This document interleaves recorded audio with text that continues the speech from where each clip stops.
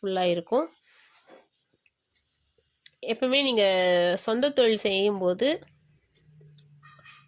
அந்த யார் மேலே இந்த கூட்டு தொழில் செய்யும்போது யாருடைய பேர் வச்சு செய்யலான்றத நீங்கள் பக்கத்தில் இருக்க ஜோசியர்கிட்ட கொடுத்து உங்கள் ஜாதகத்தை அனலைஸ் பண்ணி நீங்கள் முடிவு பண்ணுங்க.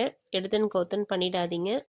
அதே மாதிரி வருமானத்தை மட்டும் நீங்கள் சேஃப்டியாக எதனா ஒன்று நீங்கள் இன்வெஸ்ட் பண்ணி வைங்க, கையில் வச்சுருக்காதீங்க. அதை மட்டும் எதனா இன்வெஸ்ட் பண்ணி வச்சிட்டிங்கன்னா அது என்றைக்குமே உங்களுக்கு அழியாத ஒரு சொத்து தான். பெரிய அமௌண்ட்டாக இருந்தால் இடமோ நகையோ ஏதோ ஒரு பொருளோ வாங்கி வைங்க.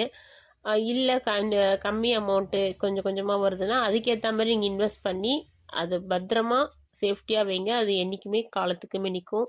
பணம் வந்தால் மட்டும் போதாது, அது தக்க வச்சுக்க ஒரு வழியை நீங்கள் கண்டுபிடிச்சிக்கணும்.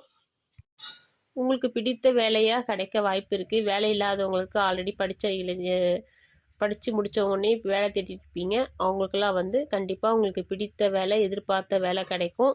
தந்தையின் தொழிலை நீங்கள் எடுத்து செஞ்சீங்கன்னா கூட ரொம்ப சக்ஸஸ்ஃபுல்லாக இருக்கும்.